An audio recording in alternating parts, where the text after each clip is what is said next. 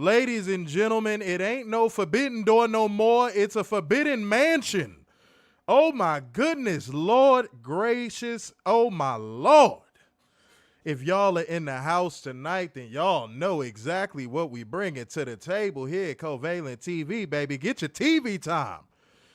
So that means, welcome to your AEW Dynamite live review. This your boy, Mr. Starks, in the building, man. What is going on to all of the people? Come chop up this good game, man. Y'all know what to do straight out the gate, man. Like gang, comment gang, share gang, financial lubricant gang, all that good stuff. Thank you, Charlie, for following. Appreciate everybody who is in here getting this thing popping early. Let's get these likes up. Let's do everything that we need to do off the rip. You know what I'm saying? So, yes. We got a lot to talk about tonight, and I'm very excited about it. Are y'all excited? Because I ain't going to hold you. I'm excited as a motherfucker. Okay? Now, my hair is not turning gray, by the way, guys. It is called leave-in conditioner. See, moisturize your hair, you might get more bitches. Okay? Just going to let you know right now. But no, man, I am geeked. I am all the way geeked to get locked in on this show. And if you are rocking with your boy, man, go ahead and please do me a solid favor of dropping a True Seekers in the comment section. We are doing a True Seekers roll call. I see a couple people already got it started. I see Mr. Mayhem. I see Pin Mike. And it still is True Seekers Appreciation Week. It's still the same week. I'm not doing hallucinogenic drugs. It's not next week already. I'm looking out for y'all, man. Yeah, you know, that's right. I get all the hoes. I'm an all-star. I'm going to heaven. Everybody love me. Thank you, Catherine. What is going on, man? What is going on? We got new comments over on Facebook. David, I see you, man. You know what I'm saying? We got a commenter named Eggert that comes in here, man. He gonna tell you to get out of here because he don't like Puerto Ricans. I don't know why. It's weird. He's Puerto Rican. I don't get it. It's confusing. It's very confusing. All right? Help. Jennifer Lopez, help. Love y'all, man. What is going on, man? What is going on? By the way, real quick, since it is True Seekers Appreciation Week, I want to take the opportunity to do this. How is everybody doing, man? You know, talk to a real player, man. Talk to me. How is everyone doing?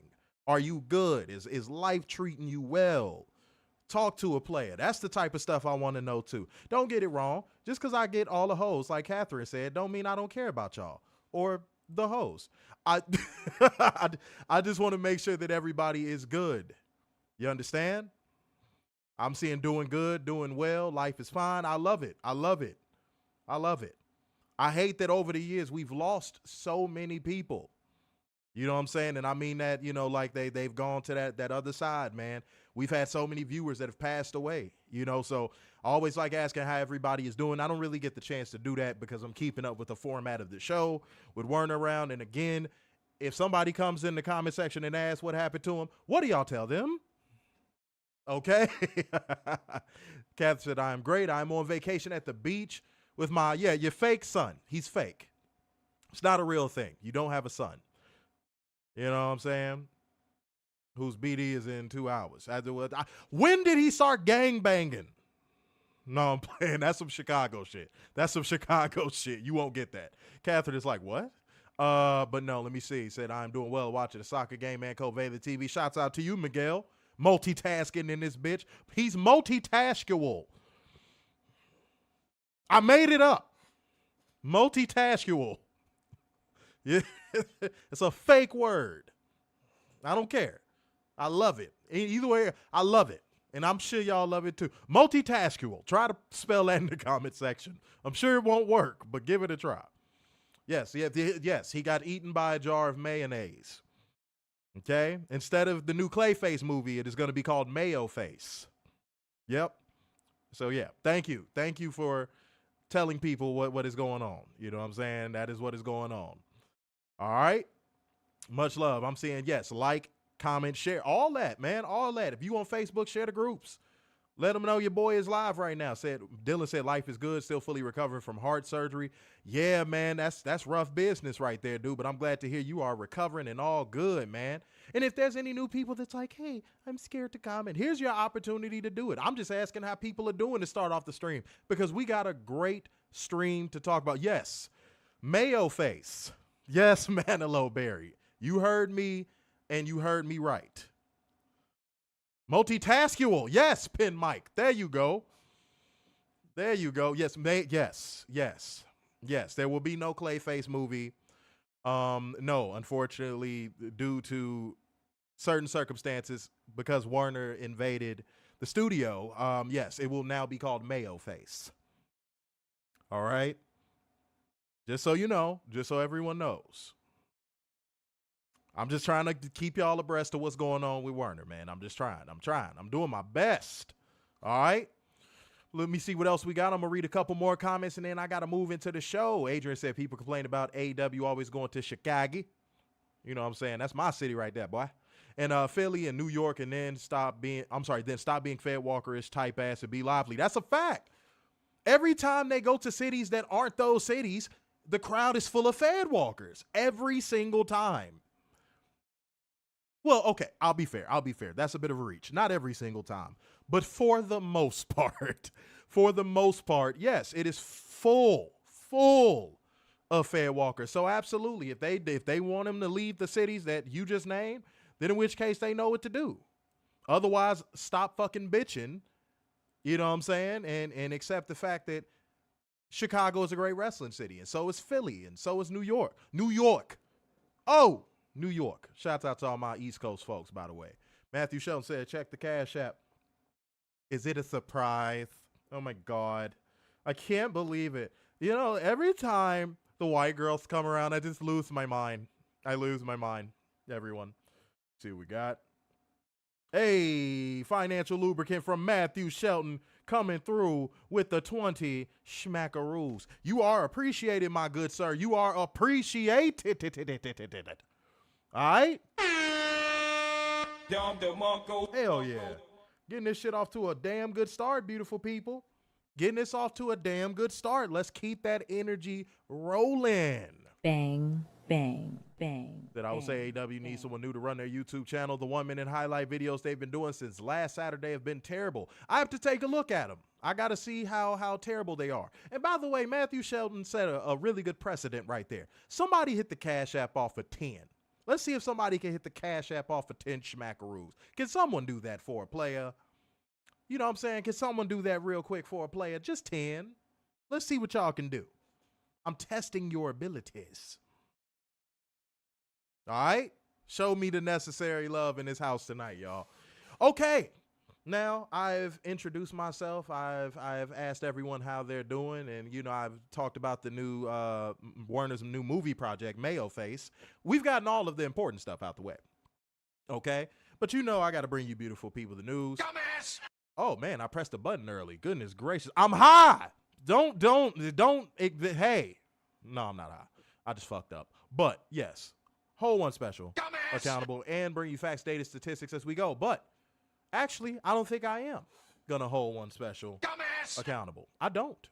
And I'm going to tell you why. Because we have a case on this show, especially this week, of here we go again. Ladies and gentlemen, let's get into 10 News. Oh, my God. Here we go again, y'all. Brian Alvarez on Wrestling Observer Live would break the news that WWE might be shifting the date for John Cena's last match to fall on December 27th, the same day as AEW's World's End. And his quote was, originally, the final John Cena match was going to be in early December at Saturday night's main event, which is doo-doo, but I mean, John Cena's fucking doo-doo, so he deserves it. And he said, this is not confirmed, but it does look like there's now a discussion that the date will be moved, so it will be head-to-head with AEW World's End. How we feeling, y'all?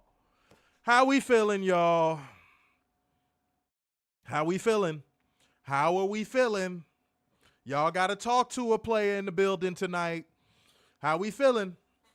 I'm going to tell y'all where I stand on this. I brought this up on Monday. Here's why I need y'all to watch these reviews in this new chapter of Covalent TV. Go watch what I said on Monday about WWE counter programming AEW. Go watch Monday's review. Go run up the numbers on that. But I'm going to add something to it today.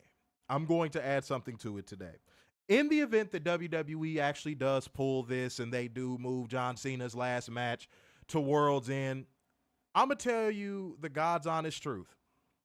Just like I said about All In, there is not a person who has seen AEW and has watched it consistently enough to know its quality that is going to absolutely positively watch that over World's End. There's not, dude, there's no way. If you know how good AEW is, are you skipping an AEW pay-per-view of all things? Even drones admit AEW pay-per-views are good. And you know what's crazy, guys?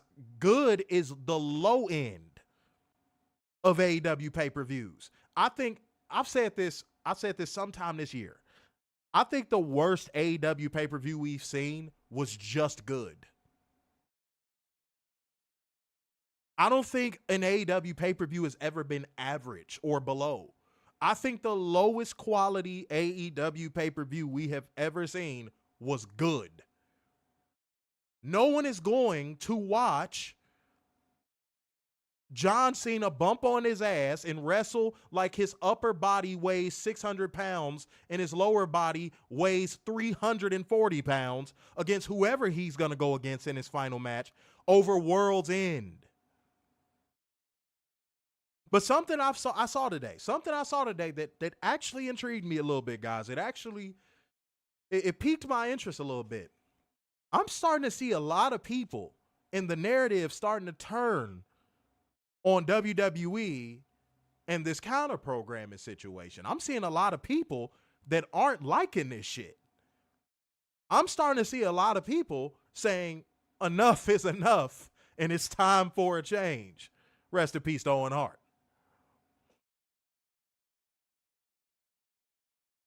Let's be real. It's time to have that honest dialogue. If you've seen multiple AEW pay-per-views, I'm gonna have some democracy in this bitch right now. If you've seen multiple AEW pay-per-views in your time, what are you gonna choose to watch? Are you gonna choose to watch World's End or John Cena's last match? Don't you all speak at once? Don't you all speak at once?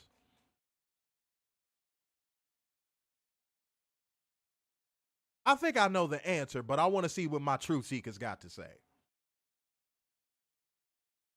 Let's keep it a whole buck. If we gonna do anything, let's please be honest. And here's where I have an even bigger problem with what WWE is doing. The desperation of it all. The desperation of the entire thing is disgusting. The desperation of the entire thing is disgusting. And what do I mean by the desperation? The desperation to wash out any promotion that is not associated or connected with them or adjacent to them. That desperation to just be the only game in town. It's disgusting. It's desperate. And unlike the late 90s, there is no one going or hoping that WWE ends up the only game in town. To be honest, I don't think anyone ever wanted WWE to be the only game in town. Let's be real. But I'm disgusted by the desperation. It's not even, like, I can't even laugh at it anymore. Does that make sense? I can't even laugh at it anymore. It's sad. You remember the first time you watched Selena, the movie? You cried like a baby at the end of that goddamn movie. Don't act like you didn't, because, man, I'm a grown-ass man and I can admit I did. And by the way, I love Selena. Huge fan of Selena. I cried like a biatch. Like a biatch. Do not care what you think of me. I'm still a fucking alpha male.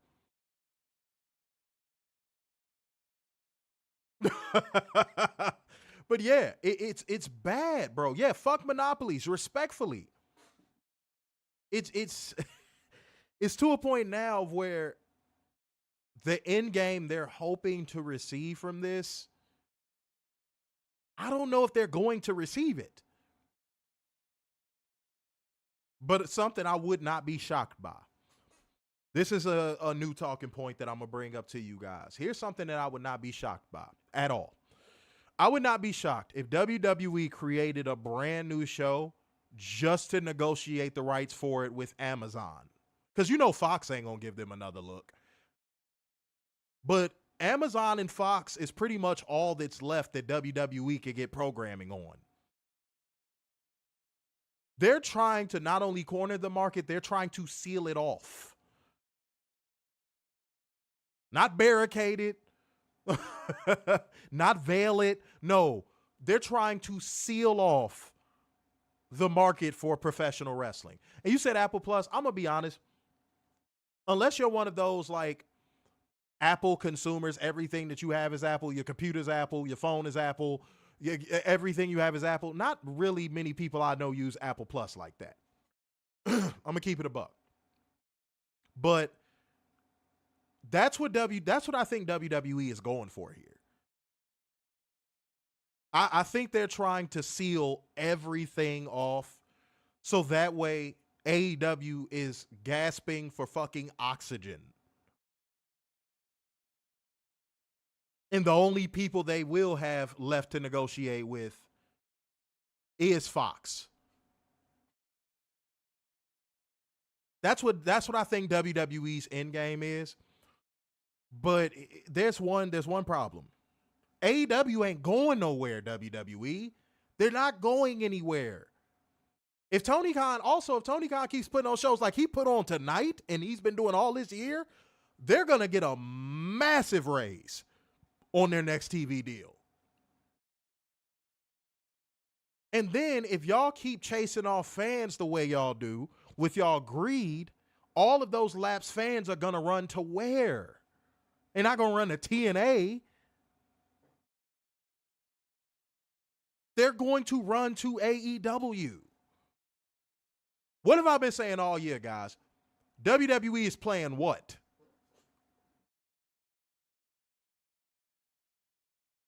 There's a such thing as oversaturation, WWE. And y'all are, goodness gracious me, y'all are 15 steps past oversaturation.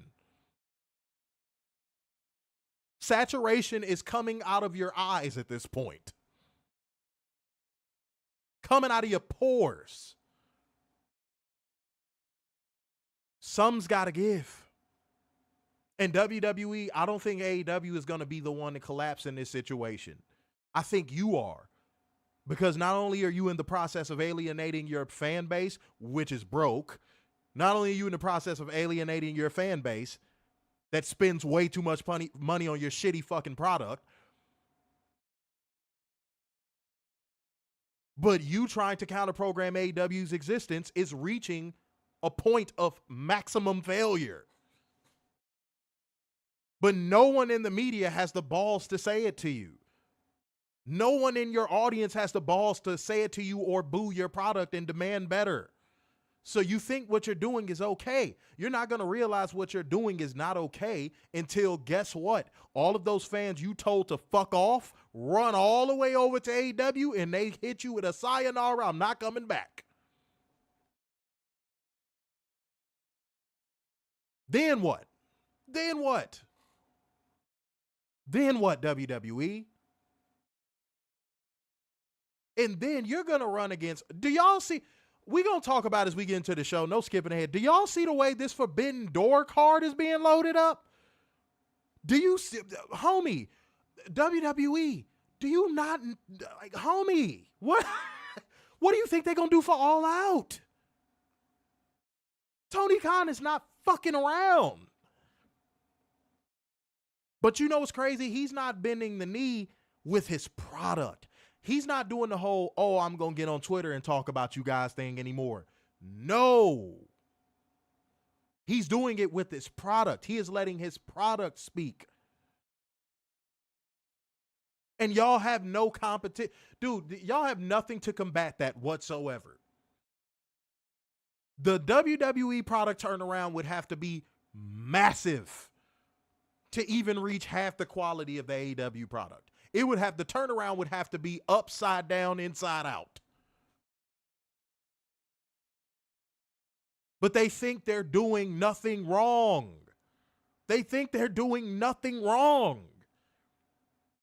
because they're enabled by every source, from the executives to the people that continue to hand them fucking blank checks to their fan base. Everybody keeps telling them, no, keep going, WWE. Record revenues, record attendance, or a cinema cuckold. Y'all are not going to be able to fuck with them on the product front. And as the justifications for why these people should show up runs out, and they go to something else, y'all are not going to be able to get those people back. You know that, right? Y'all are not going to be able to get those people back.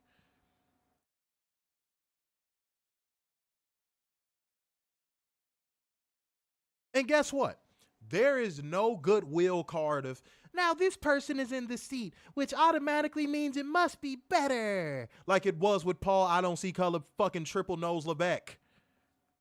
Y'all are out of lifelines. How many of y'all seen Who Wants to Be a Millionaire? You ever see a motherfucker go up there and just shit the bed and he run through all of his lifelines in like the first 4 questions? That's what WWE is doing right now. But there's not enough people like me getting in front of a camera saying, yo, you fucked up. You fucked up. You fucked up. It's not enough.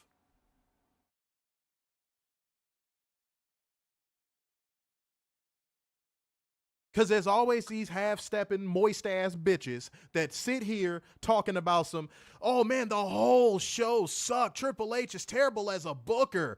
Oh, but that Lyra Valkyria has tons of potential, and I liked her promo. Becky Lynch is still the man. Oh, my God, she nuked Nikki Bella.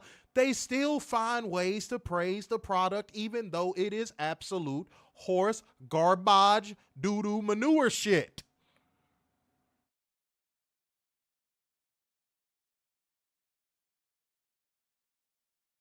So if this is a battle I'm going to fight alone, I'm with it. I'm okay with that. Because, guys, I will never get in front of this camera. WWE could offer me a bag. I said this on camera multiple times. WWE could offer me a bag to be like, whatever you do, praise our shows. We don't care if you just like, you go all out with the praise, just praise it. I'd be like, no.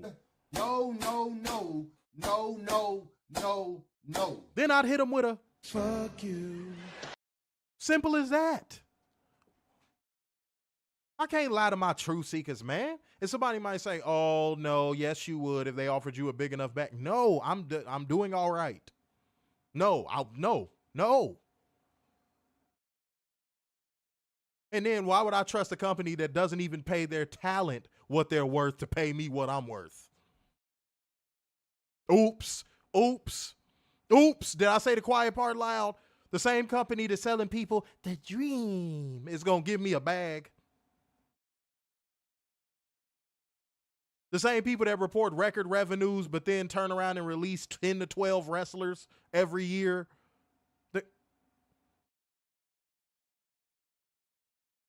Come on now. Come on, son. Come on now. Come on, let's talk. If we gonna talk, let's talk real talk. Straight up. I ain't got no reason to get in front of this camera and tell y'all any lie. It's not worth it. This is a predetermined sport. It's not fucking worth it. New commenter over on Facebook, Kevin Ditzler. I hope I ain't fucked that up, my good brother. This font is mad small. Say, you speaking facts. Man, I be doing what I do when I do how I do it. You understand? Appreciate you. Don't forget to follow. David said, what is this? Hold on, Catherine. Let me see this one real quick. Hold on. Because I'm cooking. Let me see this real quick, though. Let me see what he had to say. Was it skipping ahead? Oh, yeah. Oh, you skipped ahead. What the fuck are you doing? You know better of all people. All right? Just because your boyfriend ain't in here tonight don't mean you can't act out. All right? But yeah, P-Rock said TKO $3 billion in debt. Here's where they have a spending problem. I thought this was widely known. Remember when I said a while ago, I have a strong feeling that they've already blown through a majority of that Netflix money. That ESPN deal happening when it did tells me that they've blown through a majority of that Netflix money. Agree or disagree? Agree or disagree?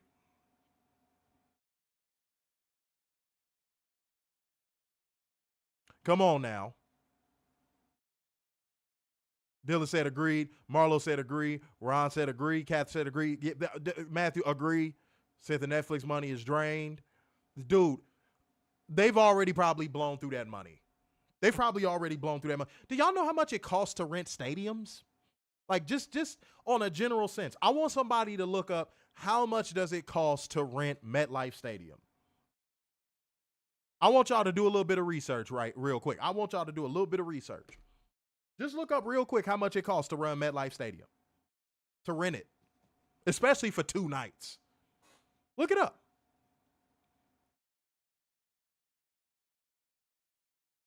And you kind of excited tonight. We'll get to that. We're going to talk about the whole thing. I'm going to time you out just for a little bit because you skipping ahead a little bit. Like, we're going to touch on all that. Don't worry. Do not worry. I got you. I had to, brother. You kind of antsy tonight. All right? But it is True Seekers Appreciation Week. Oh, wait. Manilow Berry said 70,000 per night. Source it. Where'd you get that from? Real quick. Dylan said between 1.2 and 1.8 million. Matthew Shell said 1.2 to 1.8 million per night. Okay, so I'm seeing that number. That looks more accurate. Okay. So for MetLife Stadium, I'm going to believe that is the number. And Manilow Berry said Google AI. Okay. Well, either way, I think it's more. I think it's probably that 1.2 million if I'm being honest. But 1.2 million. Let's just say that is the number. That's not including crew, rigging, catering, travel expenses. Like, dude, that is not including a lot of shit. Said 50,000 to 3 million per night, depending on the event. Yeah, dog. Now, I know people are going to say New Jersey pretty much paid for all of that stuff. But let me put it this way. WWE did not sell out that event. Yeah, Pyro. WWE did not sell out that event. At this point, if WWE was not getting, which I don't know how they keep getting these sweetheart deals from these states and these cities. If they cease to get sweetheart deals from these cities to host their events, WWE is in the fucking dumps. That's why they left New Orleans. That's why they're shopping WrestleMania for next year. Oh, I'm sorry. I forgot. It got announced for Vegas. My bad. I'm sorry. God damn. I forgot all about that. But yeah, that's why they were shopping it. That's why they pulled out of New Orleans.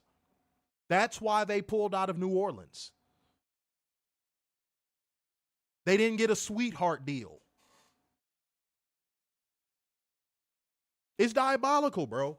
But True Seekers Appreciation Week, guys, I told y'all all this week, whoever is in the leaderboard, top 3, you get to pick a story or something you want me to cover or talk about real quick, and I will talk about it. But you got to be in the top 3 of that leaderboard, man. Like gang, comment gang, share gang, financial lubricant gang. Like I said, 10 on the Cash App, man. Somebody hit off 10 on the Cash App right here, right now. Get that shit popping. Send through that financial lubricant on the Cash App. Paulo said they swindling them London too. Remember? Yep. Said WWE fucked New Orleans over. Yes, they did. And I really hate that they did that to a great city like New Orleans. New Orleans has some of the best people, some of the best food, some fine ass women. They're a little masculine, but the feminine ones are around. Okay. Oh yeah. Manilow Berry. I think the only reason why they accepted Money in the Bank, if I'm being completely honest, is probably something contractual.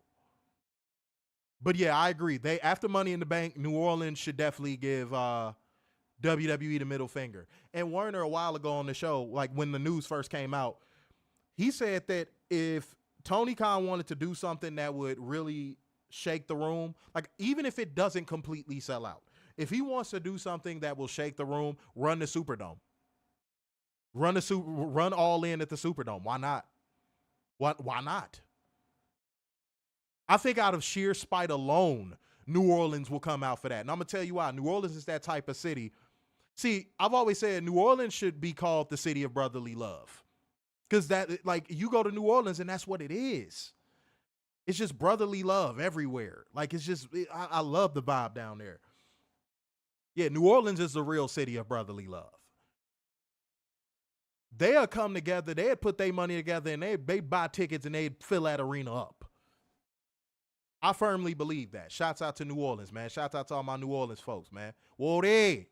Shouts out to all of y'all, man. All right.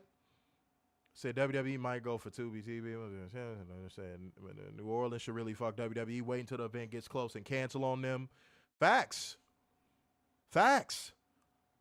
Yeah, just do. Tony Khan should just do some type of major event in New Orleans. Straight up.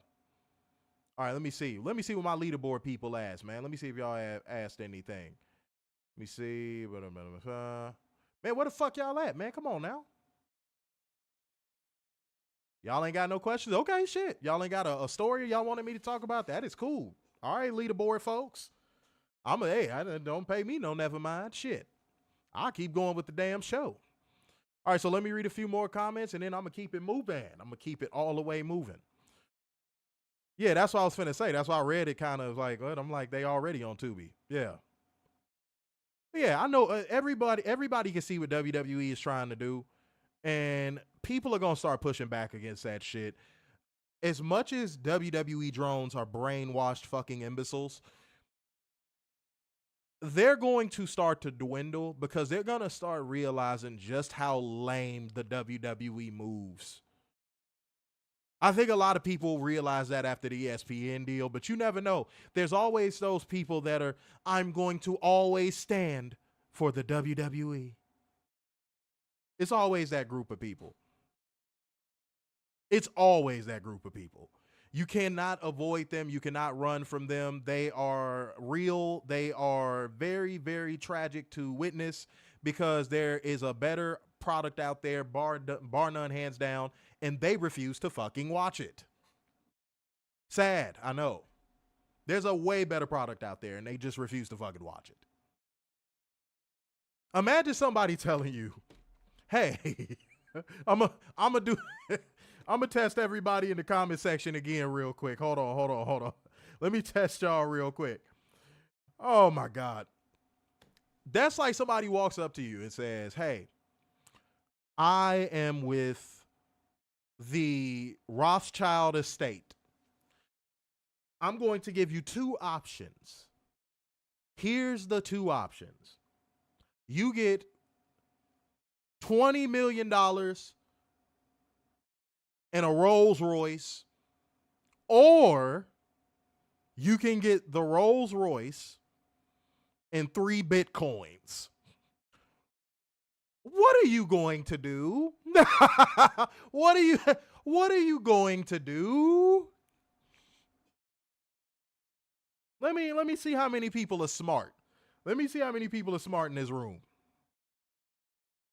Let's see how many of y'all are on y'all P's and Q's around this motherfucker. I'm very curious to see how smart all of y'all are. Pin Mike said the actual money. Okay, let me see what else people say. Let me see what else y'all say. Let me see what else people say going on, man. I got to see what y'all talk about, man. Oh, I'm sitting there trying to multitask. My fault, y'all. Multitask McGillicuddy. P. Rock said the first option. Marlo said option 1. Matthew Shelton 126 on the Twitch. Hey, I ain't mad at it. Catherine said first choice. It's really just like that. Like that, the AEW is the first choice. Literally, it's just the better option. But for some reason or another, because y'all know how crypto bros are. Boy, you can't tell a crypto bro shit about no damn crypto. crypto to crypto bros is God. So it's always like those people with that weird undying loyalty to one thing that actually doesn't really hold all that much value compared to actual money, to actual liquidity. Ooh, I'm busting out the vocabulary on y'all ass tonight. Shit. Damn. Neil deGrasse Tyson, help me. See, we're all expanding. No, I'm playing. But yeah, they're way too loyal. Said they would cheer the return of Vince if he returned tomorrow. Oh, of course, Pete Rock, of course. And Apollo, you just said the key phrase that at the end of the day, I've spent all year and all of the years doing Covalent TV trying to tell people this. WWE don't even like their own fans. That's the most disgusting part of it all. They don't even like their own damn fans. You gonna chase the girl that wants you or the bitch that don't? Are you gonna date the girl that make it easy or the girl that makes it hard? Well, the easy girl can make it hard too, if you know what I'm saying. But yeah, they're chasing shadows, dude. And every time, just when they think they've caught the shadow moves. WWE fans are like the cat chasing the laser. Laser, blazer. Plus 2 points to you if you know where that reference is from. But yeah, they're the cat chasing the laser, dude. And it's embarrassing to watch. Yeah. Mo, that's a good point too. Said their own talent and said they don't care about the fans. I think, look, I'm gonna be honest. I think the Karrion Kross thing is an elaborate work, but the fact that he said in that interview the lengths that WWE made him go to ignore his organic overness, that shit is absolutely diabolical work. That is diabolical work. I mean, it's vindication for people like me because, again, I've spent years on this show telling people that WWE does not give a fuck about you, nor does the brass, nor does the WWE brass. They don't give a fuck. I've spent years saying this. Leroy Wilson is like the stream. Thank you, Leroy. Adrian Carpenter said, H has told them publicly he doesn't like the IWC. You support a company that doesn't fuck with you. They just want your money and that's it. That's a fact.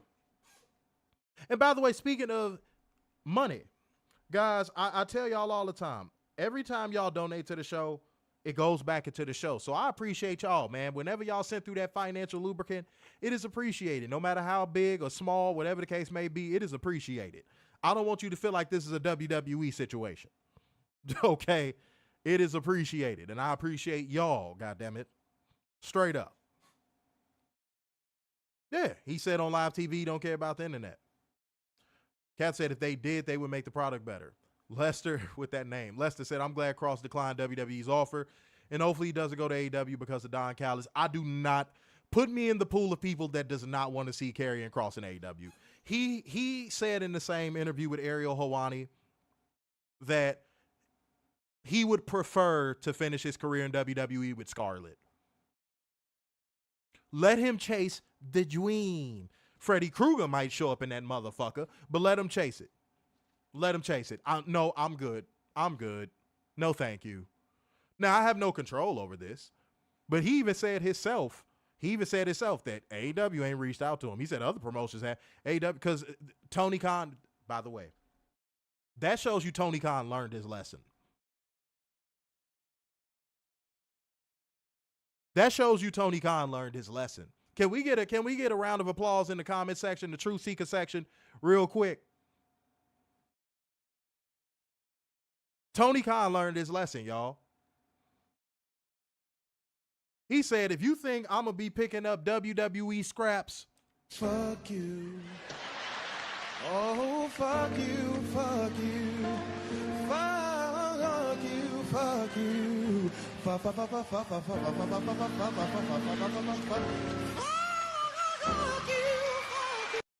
Straight like that. Straight like that. But another reason why I think this whole thing is a work, of all shows to go on, like the first big platform to go on, he goes on to the WWE Compromise Media Ringleader Ariel Helwani show, the WWE Narrative Spinner Ariel Helwani show. Come on. Y'all can't be that dense. Y'all can't be that dense to think he like.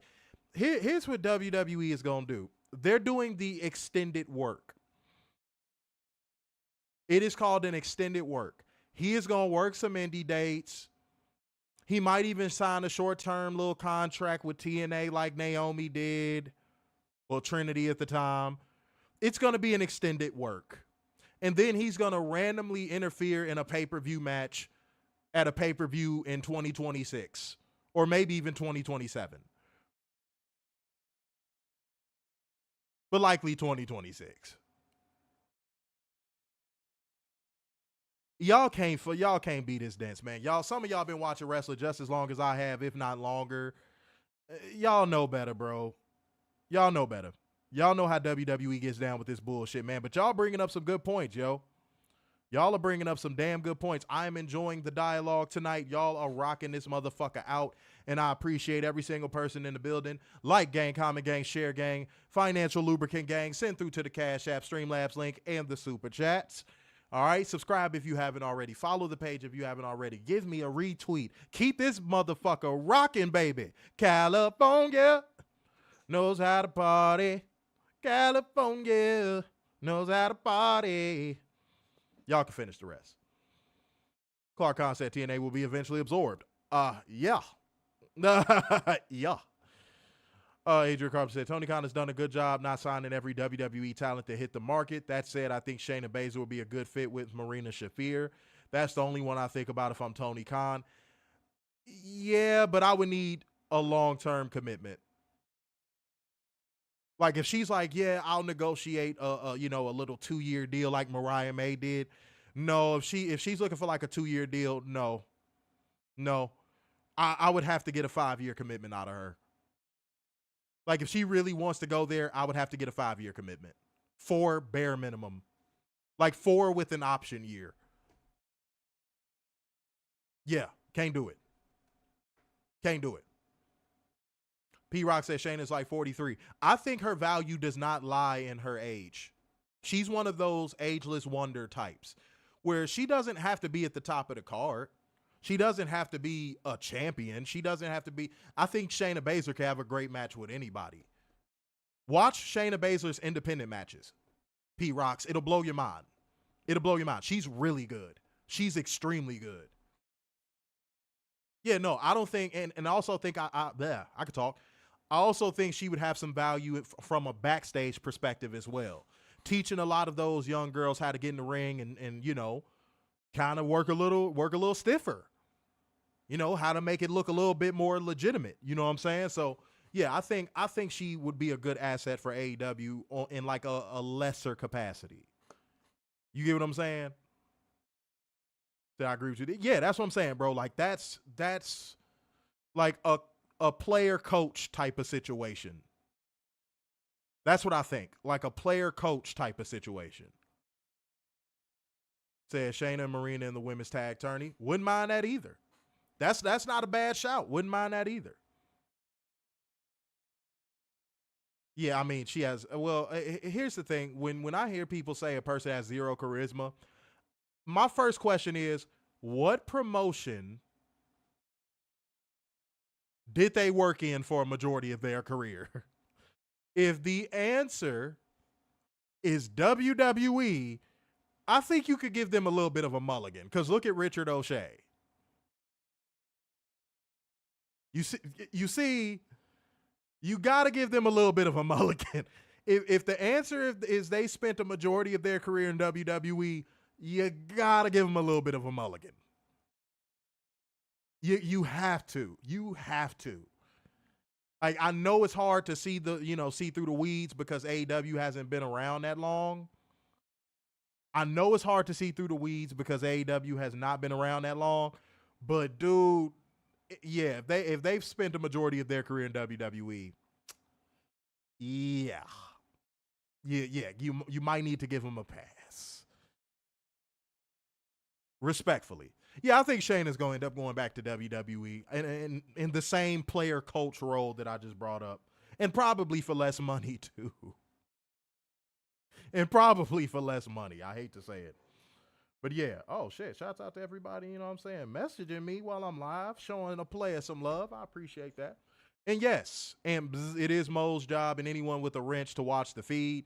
So yeah, man, it is what it is, bro. You know what I'm saying? You're a great commenter, but man, you got to know the rules, bro. We gonna talk about it. Trust. All right. See what we got. Said the only one Tony commentate from WWE if they were available is AJ.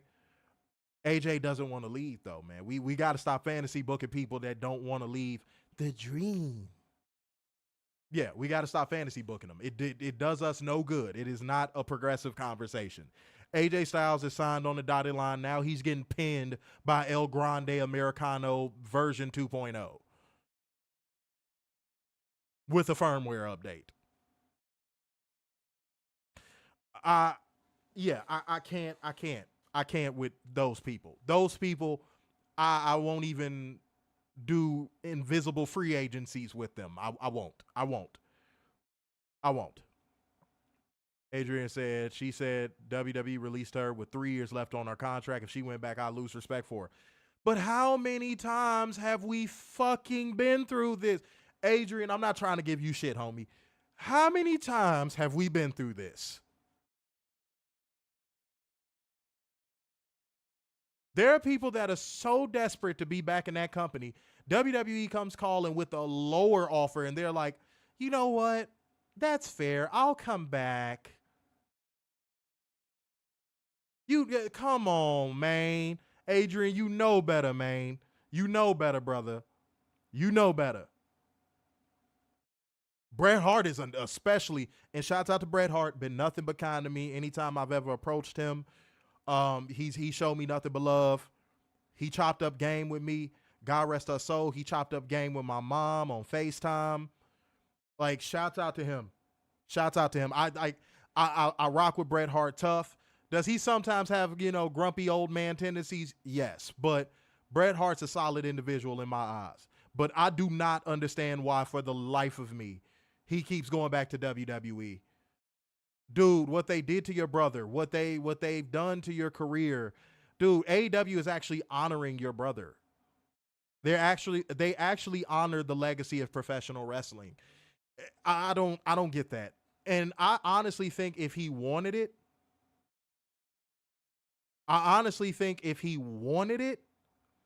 Tony Khan would offer him a role within the company. So yeah, I don't get it. That I don't understand. And yeah, it ain't gonna be no mix up in the comment section. You know what I'm saying? And yeah, if you trying to get yourself over, that's what's gonna happen, bro. People gonna hit you with the go to the corner, young man. All right? Respect the platform, respect the mic. Again, I know your boyfriend ain't here, man. I know your boyfriend ain't here, but respect the mic, homie. It's just that simple. Would hate to pack you up, sir. Would hate to put you in a prime box and send you to somebody else's doorstep. I would hate that. So just don't make me do it. Don't make me do it.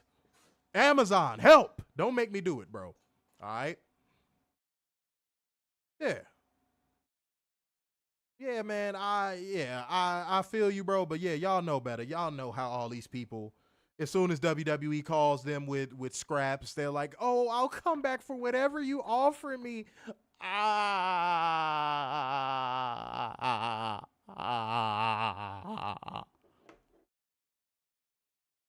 Which falls into that desperation, might I add. So yeah, it's not rocket science. We all know what the fuck is going on, man. Got to say respect the mic so the wrenches don't have to work. That's a fact. I like that. Basically, sit your $5 ass down before I make change. Hey, it's love. It's love. It's all love. Respect the mic.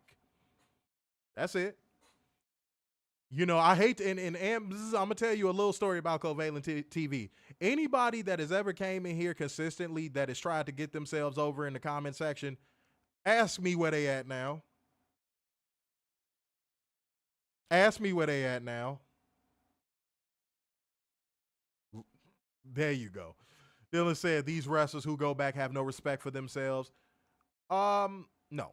No, no, no, no, no, no, no. And I'm going to hit y'all with why. And then I got to light the fuse. These wrestlers, and I just used this, funny enough, I just used this a second ago. They can't see through the weeds. They can't see the horizon. They think everything that basically cultivates their existence is wrapped around WWE. There's a lot of wrestlers that believe that. There's a lot of wrestlers that believe their existence is somehow connected to WWE. And I get it. That comes from a monopoly, you know, WWE holding a monopoly over pro wrestling for so long. I understand it to a degree. That doesn't make it right. That doesn't make it fucking right, but I understand it to a degree. Which is why I brought up on Monday's show. I've seen a couple women's wrestlers, a couple male wrestlers that aren't even 30 yet. Some just maybe a step past 30 that are retiring because they didn't make it to WWE. They're not going to say that. They're not going to put in their little emotional post that I'm retiring because WWE won't call me back. But let's be honest. We all know that's the reason. And I don't get it. I don't get it. I do not get it. I do not get it. I understand the overall concept of why, but that still doesn't make it make sense. You want to go belong to a monopoly that only pushes like 4 or 5 people at a time? Like it just that doesn't make sense to me. That does not make sense to me. I think Dakota is holding out for WWE, Miguel. I think she's holding out for that callback from WWE. I think she's going to do a couple indie dates, maybe work a couple GCW shows and all that. But I think she's holding out for that call too. You notice how quiet a lot of those WWE releases have been? Booking wise, all that. Like, dude, that all those people are holding out. See, Braun Strowman is just butthurt right now because Braun Strowman, I don't know what he thought. I'm just going to leave Braun Strowman alone. But guys, it is time for me to light the fuse. Bring the boom. Dynamite. Time to get into Dynamite, y'all. Y'all ready to get into Dynamite? Drop a Dynamite emoji if you are ready to get into AEW Dynamite for tonight, man. And you know what I love about Dynamite, guys? We can fly through it because the show was just that good. This is going to be a quick one. We can fly through it because it's just that good. Okay? Yeah, but Mo, that's how it is, bro. That's how it is, dog. I hate to say it. Shouts out to everybody dropping Dynamite emojis right now. You are appreciated. Thank you for everybody dropping a Dynamite emoji. Means the world to a real player, man. Thank you. All right? Let's keep it going, guys. Let's go ahead and get into Ted's show. I do this shit off the cuff. I barely even have notes. I kill this shit.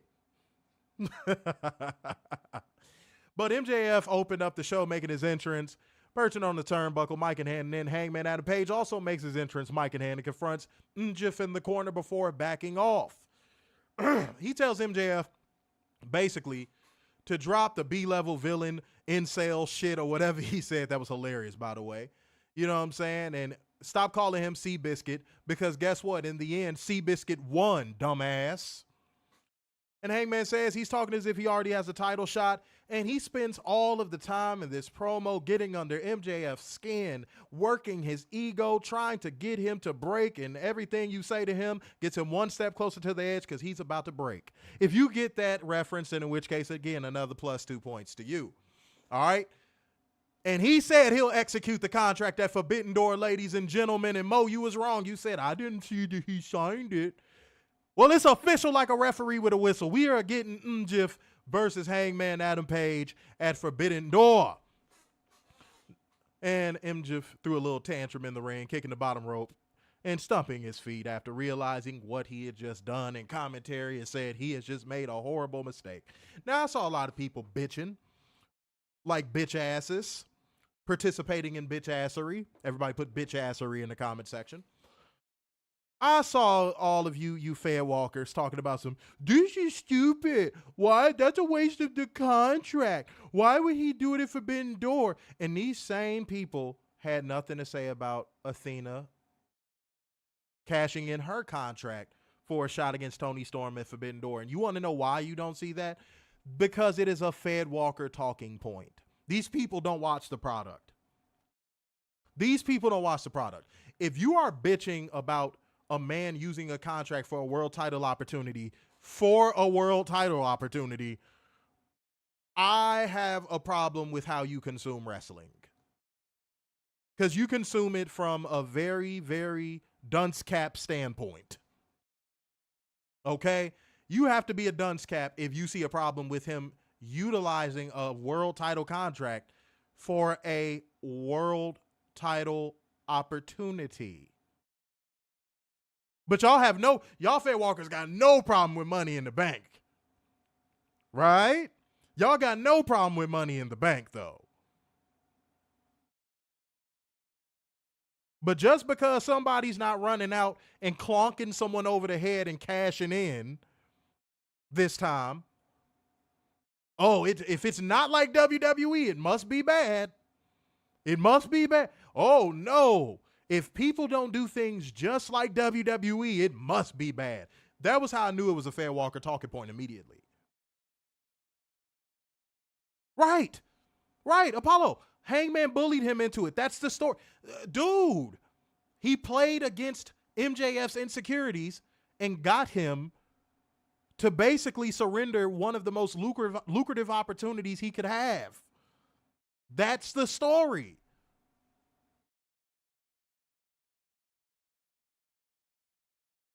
I swear, it is like if any product that is not named WWE does not do things like WWE, it immediately must be shit. I mean, the fair walkers were out in full force. And by the way, I'm going to give credit to MJF. I'm going to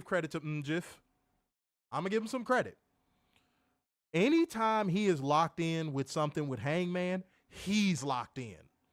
I'm leaving here. Hey. Shouts out to Adrian Carpenter. I'm from around the way. I'm leaving. Appreciate you, man.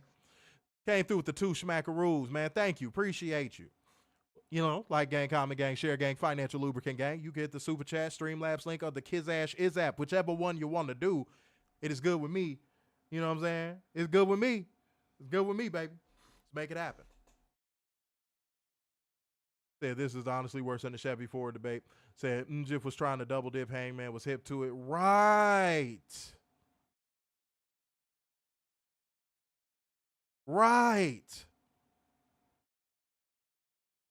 Yeah, dude, because anytime MJF gets locked in with Hangman, he becomes locked in. MJF has those people, pause if necessary, that he gets up for. Pause. He does. And Hangman is one of those people. So, yeah, no, credit where credit is due. I'm looking forward to the match. I don't understand why Fair Walkers had such a fucking hissy fit about this. I really don't. The story is right there. What do y'all need it in subtitles or something? Oh, I'm sorry. Unless there's 45 video packages explaining it and Michael Chode over enunciating words at you, it's just not good. It's not good. The WWE Championship is on the line. And the reason why is due to this video package that we just showed you 10 minutes ago. See, that's what y'all like. That's what you like. That's what you like. That's what y'all like. But guess what? This is a product that doesn't insult their fans' intelligence. Whoa. Wow. What a concept, am I right? Give me a fucking knife. What the hell? Oh my God, no way, yeah. Give me a fucking knife. Said if MJF is in the investor, you get the best MJF. Otherwise, you get the lazy version. That's a fact. That is a fact. Yeah, when he drops all of the cheap heat shit and he actually cuts a promo and he actually wrestles, I have no problem with MJF.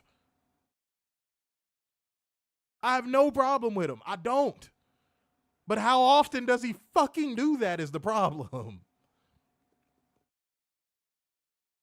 Goodness gracious, said this is why AEW's viewership could drive Land Rovers and not Hyundai commercials. Dude, I swear, I had a drone get so pissed at me. They must have watched the review. I had a drone get so pissed at me for bringing up that WWE fans are the least intelligent and the brokest of all of the pro wrestling fans. And like there's like statistics and data to prove this. Oh man, I got a nasty DM. Oh man, I started to put it on drone accountability, but I'm like, man, that stream gonna get taken down. It was explicit. It was very explicit. I was just like, you good, bro? Oh, they took big exception to that. I'm like, dude, this is verifiable information. I even broke it down on was that Monday or Friday? Either way, I broke it down. I said, when have you seen a Richard Millie commercial on the WWE program? An Alfa Romeo commercial on the WWE program? Oops. Oops. Like, just take a second to really think about it. Take a second to really think about it.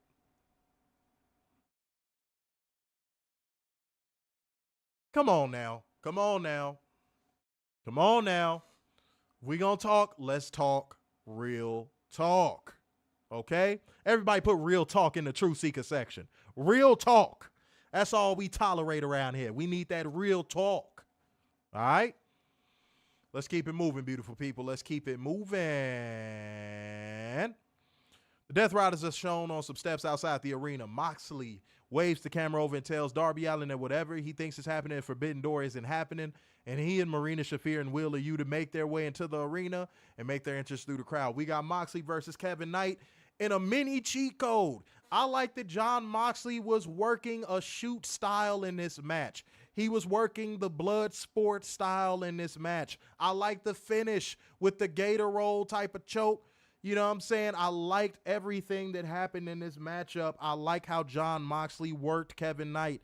Kevin Knight is going to become a better wrestler as a result of getting in the ring with Moxley and working a unique style. I enjoyed this from start to finish.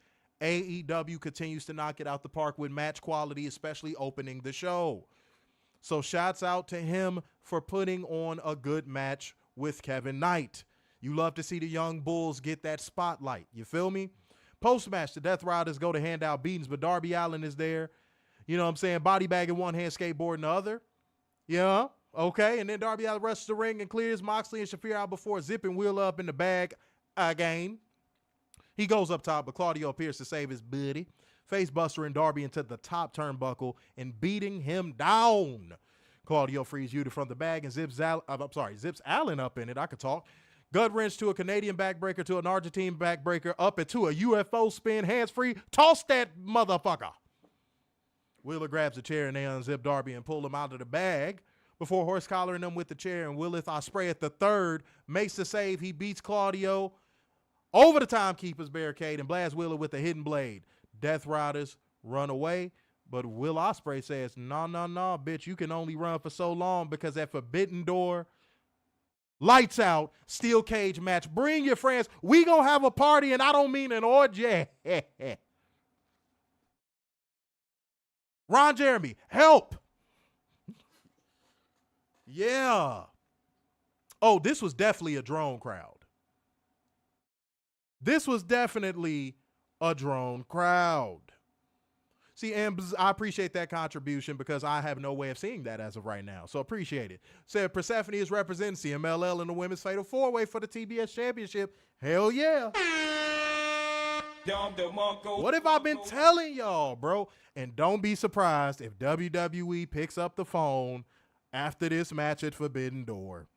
Mercedes is about to make another star. Don't be surprised if this is when WWE calls.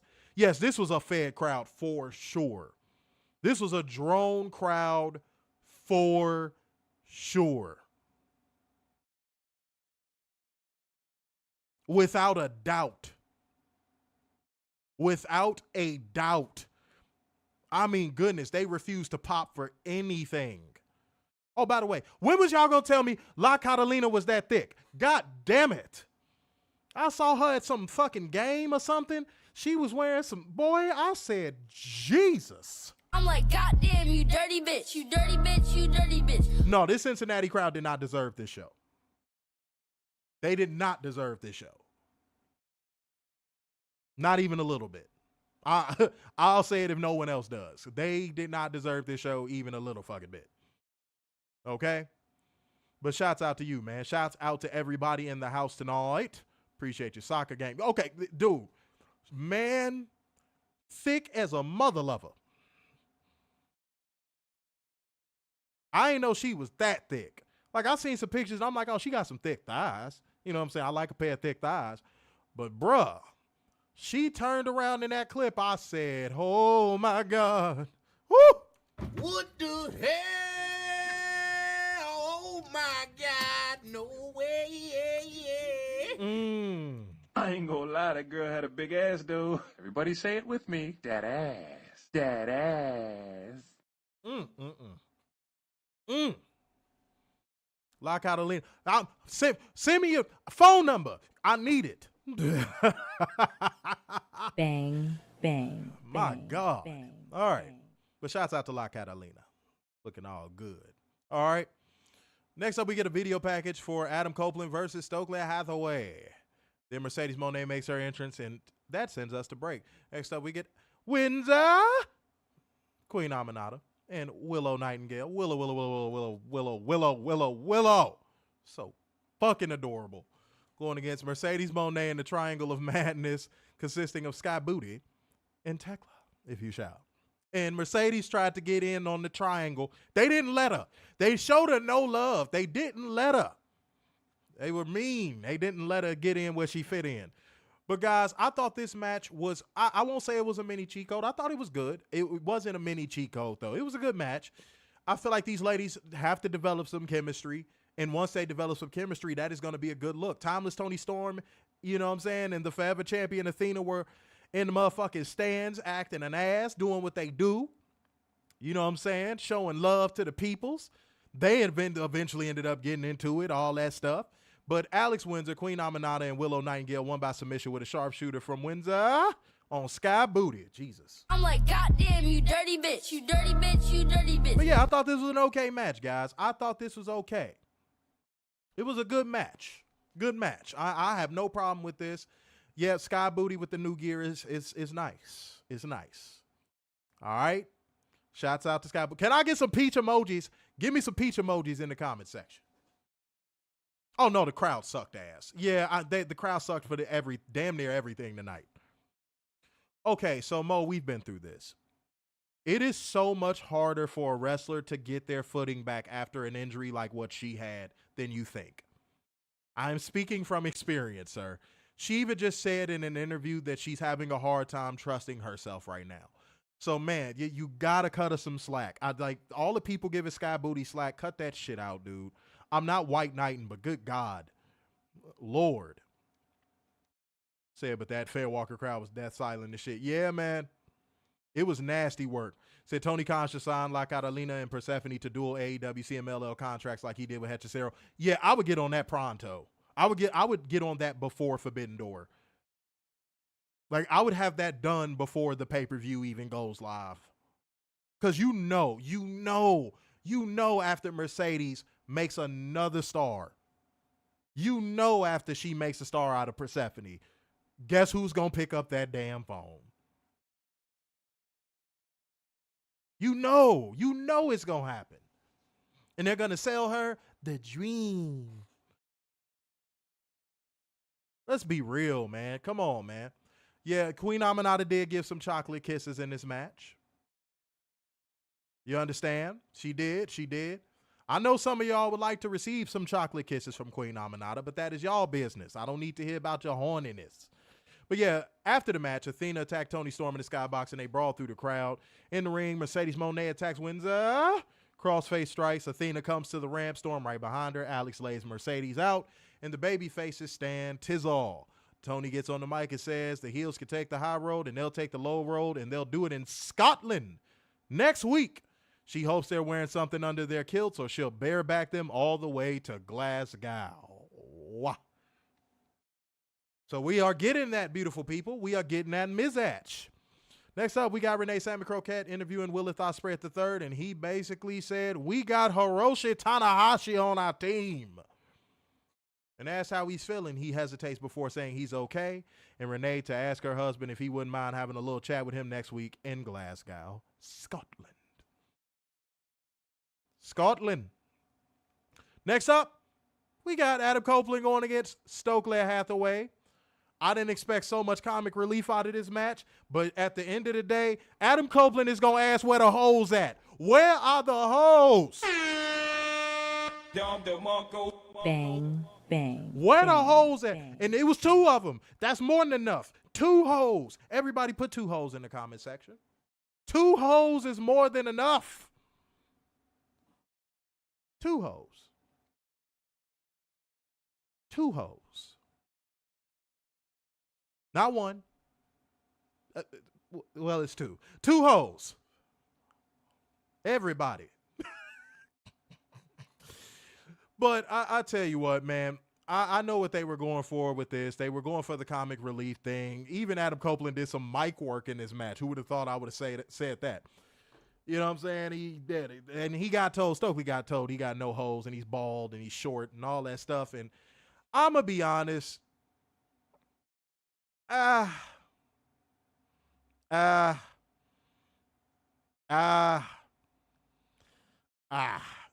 would get involved. They attack and the restraining order is null and void. Adam sends FTR packing with lariats, lays in wait, charging in. Hathaway throws powder in his eyes, and the referee calls it. Adam Copeland wins by Derek Ween. Post-match, FTR attack him, spiking him in the head with the microphone. They put boots to him. Cash Wheeler calls for it and heads up to the second as Dax gets him in position. Christian Cage makes the save. On this day, he sees clearly, just like Adam. He went to Pearl Vision. All right. But he sends Fitter packing, but Nick Wayne is behind him with a chair. Christian smacks the chair out of Nick's hand with Spike. And Copeland spears Kip Sabian. Copeland and Cage go back-to-back and turn around. And then they hug. They're together again. Reunited, and it feels so good. Oh, man. And guys, we are getting Edge and Christian, Adam Copeland and Christian Cage going against Nick Wayne and Kip Sabian at Forbidden Door. The Forbidden Door card is getting loaded. Can I get fire emojis? Bang, bang. Can I bang, get those fire bang, emojis? I need them. I need them in this house tonight. Give them to a real player. I'm taking a gospel break.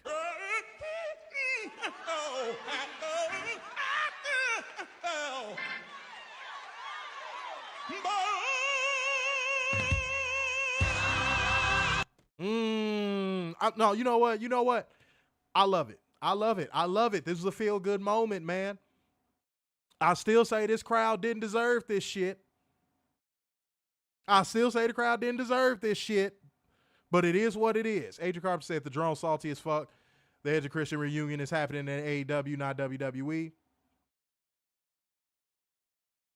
Well, tough titty. That's all. 2 hoes. 2 of them. That's right. CNC. Yeah, that's right. Copeland and Cage. Yeah, exactly. Absolutely. Said this is the first time they're teaming up on a pay-per-view since the Invasion pay-per-view in 01. Oh, that's an excellent stat right there. Bang, bang, bang, bang. Oh, man. That's an excellent little factoid. I love that. Appreciate that, Dylan. That's crazy. That's crazy. I did not do my research on that just yet, so I wouldn't have known. That's dope. That's dope. I am a fan of that. Fix my green screen. Reset that motherfucker. There we go. All right. Said the crowd didn't definitely. I could talk. They definitely didn't deserve it. No, they didn't. It was disgusting. Said hashtag tough 2 hoes. Tough 2 hoes. 2 of the hoes are tough. One is a little timid sometimes, though. Said, and they were chanting AEW when they hugged. Yeah, man. Yeah. This crowd,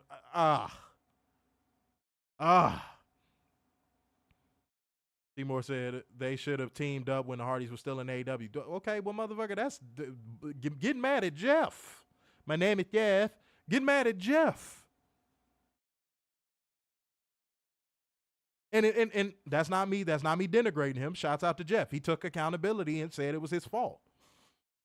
He said Tony Khan had big plans for them and he fucked it up. But yeah, blame Jeff. Don't sit here and don't do that. Don't do that. All right. Oh my God. Okay, my phone is getting in so much blow up situation right now. All right.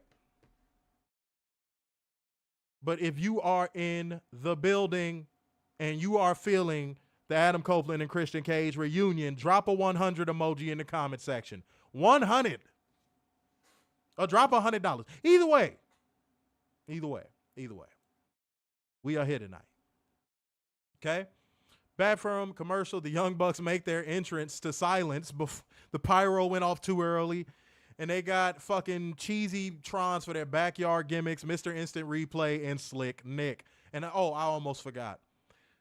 We got a low angle shot of Obsidian Mist while a bat signal for Hook appears in the cloud. This investment in Hook confuses me.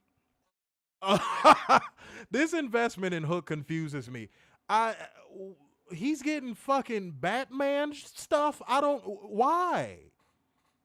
He's just going to come back and say, I'm Hook. I'll fight anyone, anywhere, anytime. I have a very small voice, but my name's Hook. I'm coming for you. Pause if necessary. Pause. Man. Oh, yeah, the Young Bucks are taking the wins out of the sails of everyone that called them. Oh, they're going to use their EVP status to always hold the belt, and they always win. Oh, they're taking the win out of every single one of their hater sales, and I love it. I think it is phenomenal. I think it is one of the greatest things to happen. I love it. I think it is fucking hilarious. Watching the drones and the Fairwalkers have no talking points about the Young Bucks anymore is hilarious. Because that was their primary talking point. Now they don't even have that. Sucks to suck. Am I right? Okay. Mo said Hook is like Daniel Garcia. How many chances you gonna give this dude to get over? Yeah, man. And you could go to all the bells and whistles and all that stuff. Dude, unless he comes back with a good character, good promo skills, and can do more than exploder suplexes, what are we hoping for with this guy? I say it with love. What are we hoping for with him? Straight up. All right. Do y'all think Hook is going to come back and be better? We could all be wrong. I mean, do y'all think Hook is going to come back and be better or be different, or his voice is going to sound way less timid? What do y'all think? Talk to a real player in the house tonight, man. Talk to me. Ooh, my phone is in the midst of blow-up-tuation. I'm sorry, ladies. I'm busy.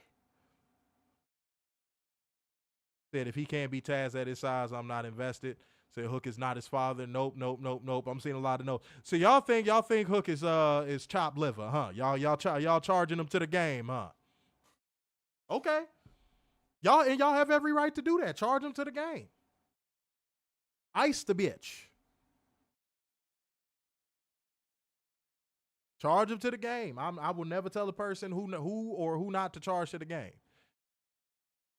Paulo said, we will see.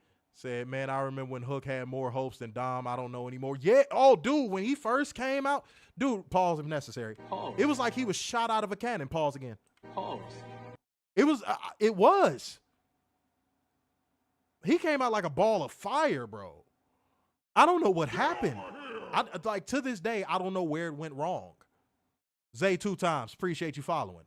Yeah, I don't know where it went wrong. For the life of me, I cannot tell you where it went wrong. Respectfully. Yeah, he was coming out getting huge reactions. Y'all remember that? He was coming out getting huge reactions. Matthew Shelton said AEW has outgrown the Hooks, Garcias, and the Cassidys and the Bakers. I agree. Tony seems to slightly disagree, but I agree. I agree wholeheartedly. Adrian Carpenter said, I'll reserve judgment until I see him when he returns. Cat said, it's all fun and games until Hook goes to WWE and becomes Triple H 2.0. Yeah, right. Okay. No. Oh, God. Bruh. See what we got. Hey.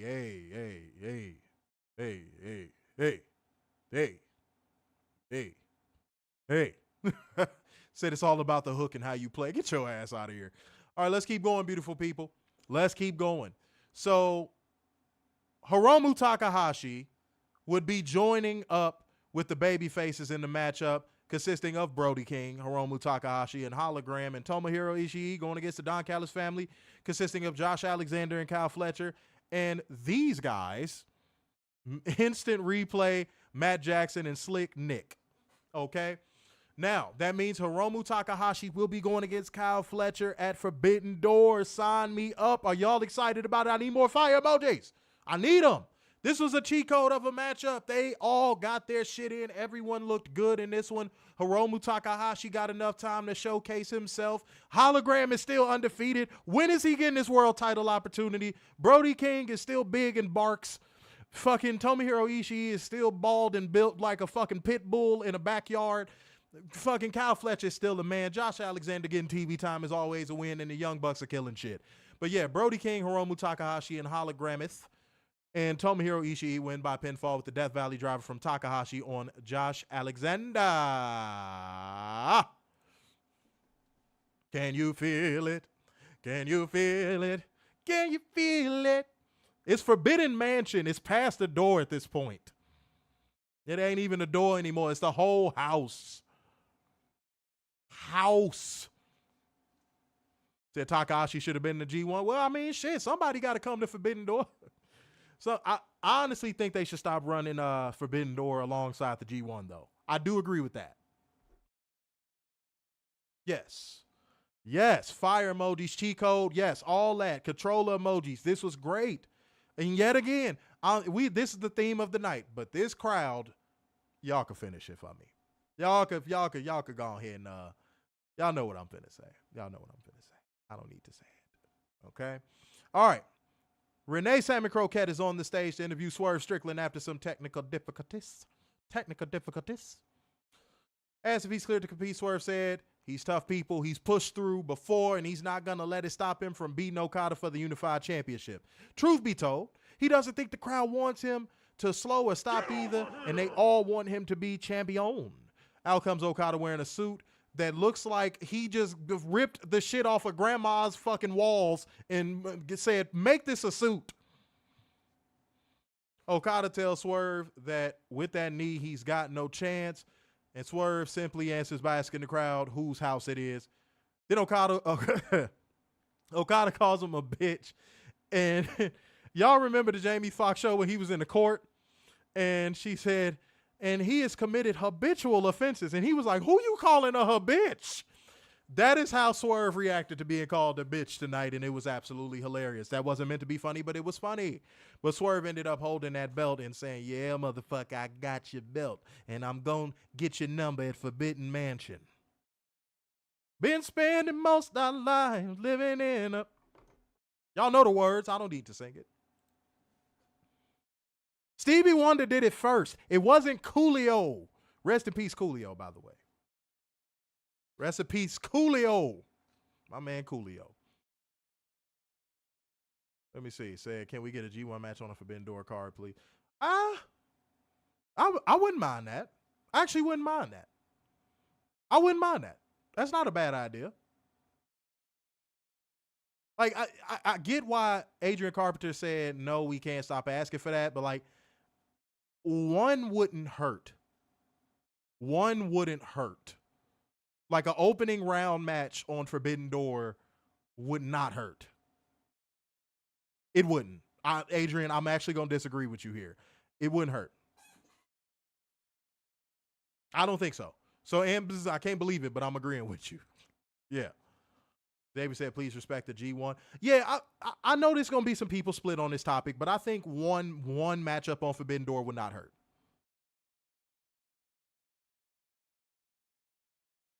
No, I'm speaking as if they moved it, Adrian. I'm speaking as if they moved it. That's what I'm saying. Like, let's say New Japan is like, you know what? In order to get more buzz on both shows, let's have them kind of coincide with each other. I'm sorry, maybe I didn't make that clear. My apologies.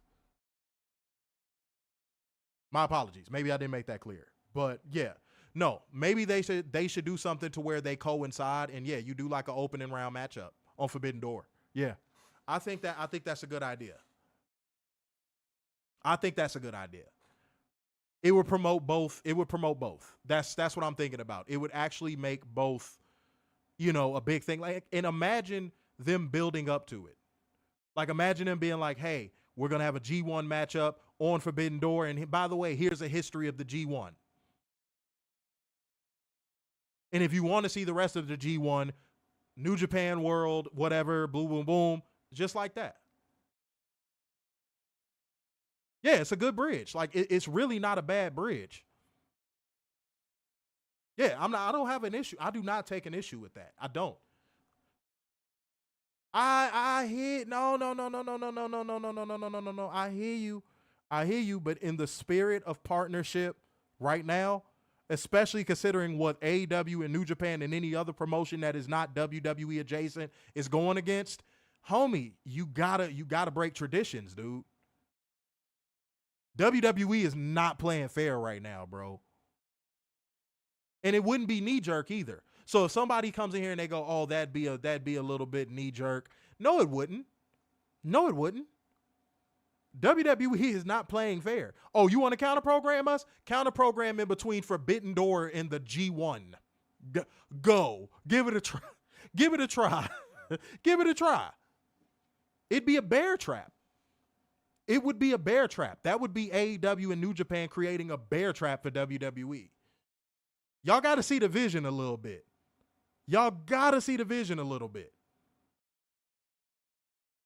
And I ain't talking about that stupid ass fucking faction. Goodness gracious. Look, we have a man that barks. All right. Somebody may say, oh, you a hypocrite. You don't mind Brody King barking. Dude, because Brody King actually looks like a dude that would bark in real life. Braun Breaker looks like that frat bro that comes back to the frat house even 5 years after he graduated. Come on now. But much love. But yeah, I think that would be an excellent bear trap for WWE. I get it. But again, New Japan right now has nothing to lose by doing it. I hear you, Adrian. You are a traditionalist to your core. That's phenomenal. I love professional wrestling tradition and history just as much as you do. But right now, every promotion not named WWE is at war with WWE. And some don't even know they are.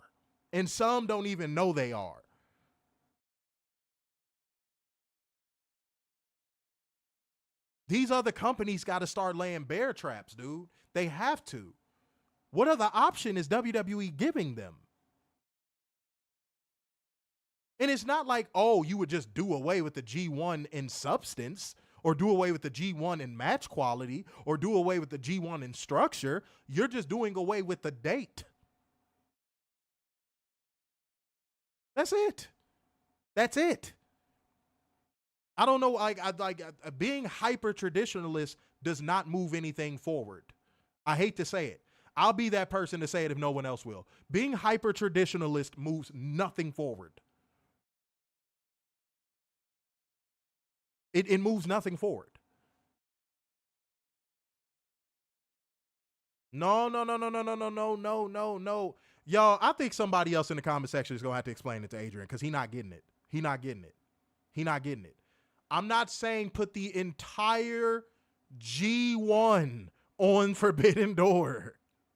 I'm not saying they need to knee jerk because of what WWE is doing. What I am telling you is if they want to actually show continuity and partnership with each other to show WWE that they stand hand in hand, it would be a good idea to use Forbidden Door as a bridge to the G1.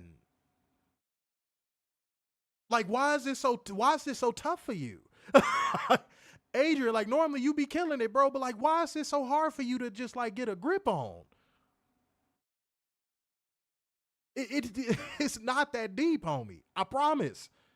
The G1 is still going to be the G1. Man, you are not, wow. Just one match is getting you this tough. Like, man, just one? Just once. Can we find a way to finally make it right? Damn, just one? That bothers you? Damn. Right. Xavier gets said bridge for people to say, let me see what people see in this wrestler. And then guess what? They'll figure out what the G1 is if they don't know what it is. And now, boom, more eyes are on the G1. In the spirit of the partnership, more eyes are on the G1. Holy fuck. Like, damn, you making it seem like I said put the entire G1 on Forbidden Door. I did not say that. Like, golly. Holy fucking shit. Okay, moving on though. Cause man, Fuego said, yeah, you late as hell. It's okay. I'm from around the way. I'm leaving with something. With the 5 Smackaroos and late fees, Hangman, Texas Ranger, 8 MJF alive. Yeah, man. Yeah, man. Yeah, but like MJF is holding his own. He steps his game up for Hangman for some reason. Yeah, you gonna have to be playback gang like a motherfucker, Fuego. Dylan said one G1 match wouldn't hurt anyone. Matthew Shell said I would go as far as dropping the finals of the Crockett Cup for the NWA. Right. All of these promotions that are not named WWE that aren't adjacent to WWE need to form a fucking Voltron. That's the only way this bullshit they're doing will stop. They need to show WWE what real partnership looks like. If you think that there's not a bigger mission at stake here, I question how one consumes pro wrestling.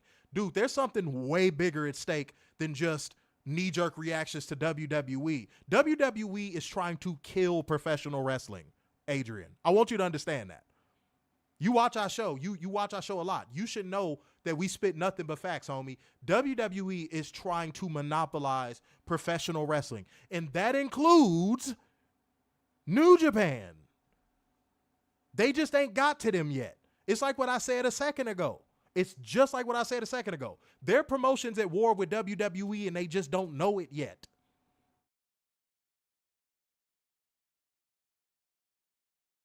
These promotions need to start fortifying.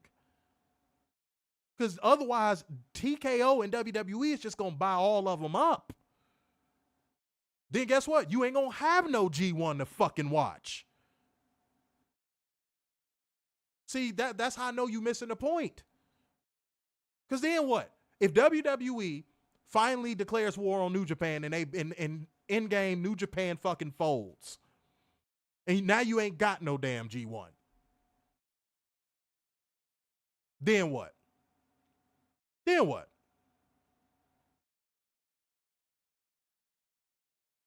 You gonna wish that opening round G1 match it was on Forbidden Door. Then you gonna wish it was there. You gonna be like, damn, man, Mr. Starks had a great idea, and I argued him on it. Damn it. Hiroshi Tanahashi, help. Antonio Inoki, help in spirit. You missing the point, bro. It's okay. It's okay, Adrian. We've had debates before, but this one, I think you just completely missing the point. Nobody said it's going to turn the tide of wrestling, dude. It's not about the dude, it's more about the optics of it than it is the match, the work rate. Did you not hear what I just said? These promotions need to start fortifying. They need to start going hand in hand. It's okay. Dude, sometimes, well, hey, man, every day you walk outside, a plane flies over your head. So so I can accept when a plane flies over my head, man. It's okay. It's okay, bro. It's all right, bro. You got it. you got it. All right. And said if WWE can really get TNA a TV deal, I can see New Japan peeking at the other side of the fence. Dude, that's what I'm trying to say. It's like everybody else gets it. That's what I'm trying to say. That's what I'm trying to fucking say. Like, what are you gonna do if it's no G1? Like, it's just, God damn it. Oh, man. Miguel said about Forbidden Door last year put Stephanie Vaquero on the map, and now Drone sent for Stephanie. That's a fact. Xavier said you want deferred. I'm sorry. Deferred. I could talk. Deferred gratification or microwave blessings. AC. Hey, man. Yeah, y'all talk to him. Y'all talk to him. I look again. I concede. He got it. I concede. He got it. Said I rewinded now. Y'all be good to be good. Hey, man, yeah, go ahead, man. Go ahead, rewind. Fuego on the playback gang. You know what I'm saying? I see you, man. Appreciate you. Matthew Schultz said like that thing AWA did back in the day. At the Showboat Arena, they had all the other promotions not named WWE in the Super Show. Like, literally, bro. That's it. That's it. Apollo is laughing. What's funny, bro? Like, what's funny, man? What's funny? I got nothing, bro. I got nothing. What do I know, man? I've only seen some of the biggest promotions in the world fall at the hands of WWE. What do I know? What do I know, bro? All right, bro. Okay. All right, let's keep going, guys. All right. Jon Moxley was very surprised to find out that his reaction to them getting Hiroshi Tanahashi was hilarious. But then they walk off to the extras locker room, and I love how they did this shot. You just see some extras standing there, and you're like, what the fuck is happening here? And then you see the door get pushed open, and the Young Bucks are sitting there in the extras room. And they're talking, they're about to talk shop, and we go to break. Back for commercial. Tony Schiavone makes it official. Adam Copeland and Christian are back together against Nick Wayne and Kip Sabian at Forbidden Door. I almost said full door. Also, the full lineup of the cage match is confirmed. It'll be Jon Moxley, Claudio, Gabe Kidd, and the Young Bucks against Darby Allin, Willith Ospreay III, Hiroshi Tanahashi, and the Golden Lovers. That shit is going to be fire. Let me get them fire emojis, y'all. Let me get them. I'm giving that an early cheat code. Ladies and gentlemen, I'm going to get, unless somebody gets injured, I'm giving that an early cheat code. What y'all thinking? Talk to me. Talk to me in the house tonight. Early cheat code over here in these parts. No, I didn't say parts. In these parts. Oh my God. Forbidden Mansion. Yeah, this is the first ever early cheat code I think I'm giving. This is the first ever early cheat code. Y'all are witnessing Covalent TV history. This is the first ever early cheat code. I agree. Dude, Matthew Shelton, thank you for saying that in the comment section. He said this match alone is worth $50. That is why I said on Monday, how realistically can you pay over $1,000 a year? How can you justify paying over $1,000 a year to consume WWE programming when you get this for $50 fucking bucks? How can you justify it?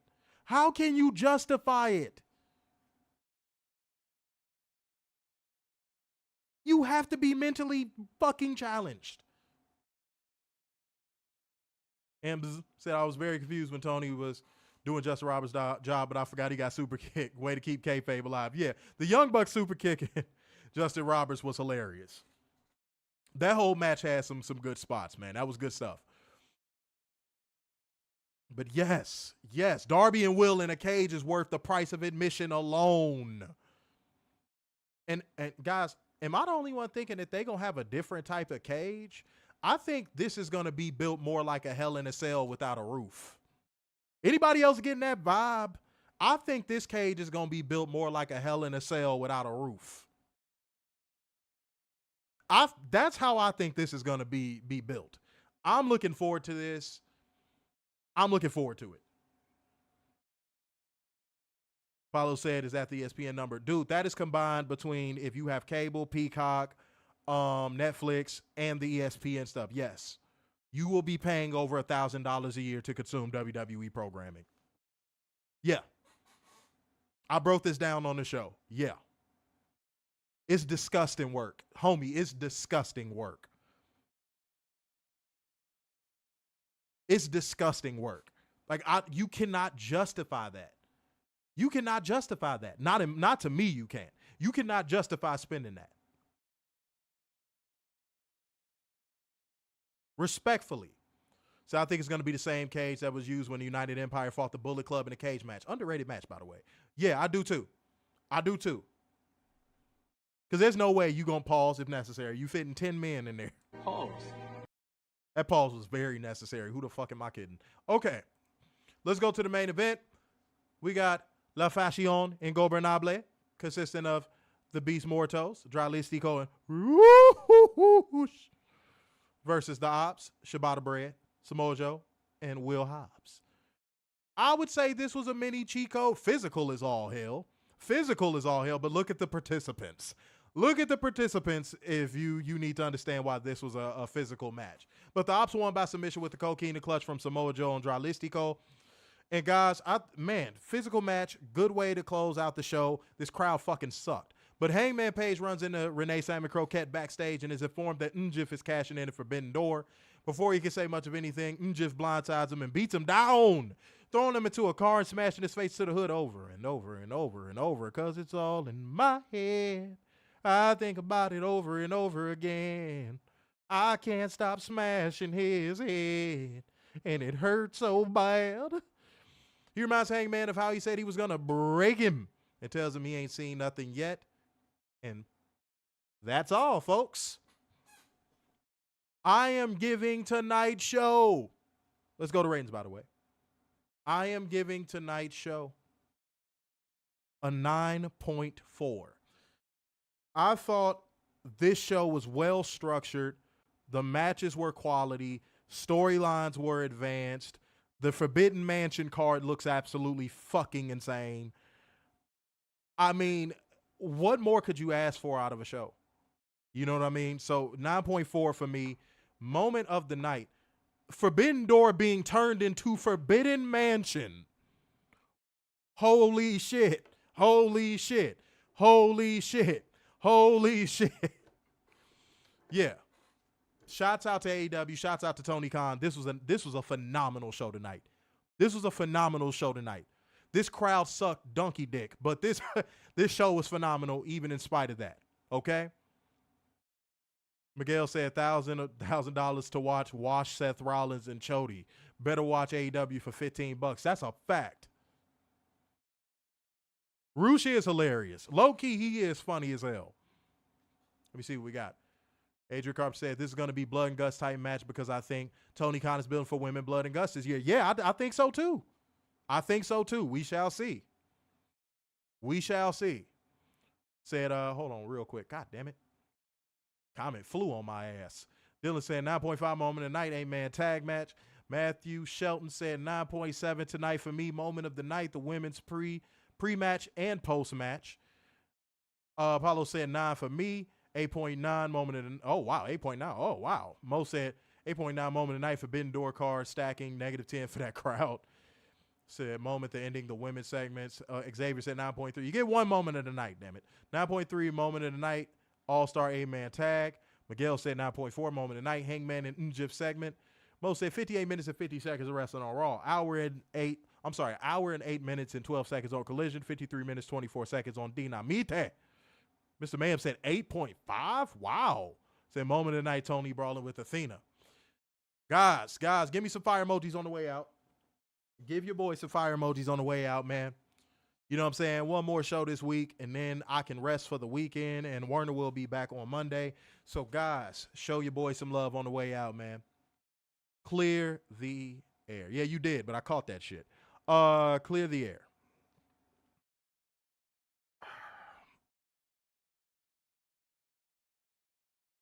When it comes to being a man in this world, you have to realize one thing. Taking things for granted will lead you nowhere. Soak up as much game as you can. Experience as many things as you can. Live as much as you can. And you will become a complete man. And there's a lot of benefits to becoming a complete man. So, dude, take all of the game that life gives you. Do not take any moment for granted. Every minute you have on this planet is a blessing. Fellas, live to learn. And that's what I want to clear the air on. All right? But beautiful people. Oh, wait. H. Carp said 9.5 moment of the night. Announcement of the lights out cage match. Yeah, man. It's going to be dope. I'm looking forward to it. But yeah, y'all, it's time to get up out of here, man. So therefore, going once, going twice, and so to the man with the braids in his hair. So, sign off yet again. It is the epitome of black excellence, the king of dimes, just your boy, Mr. Starks. I'm going to catch y'all on Friday for Shit Down. Peace out, y'all.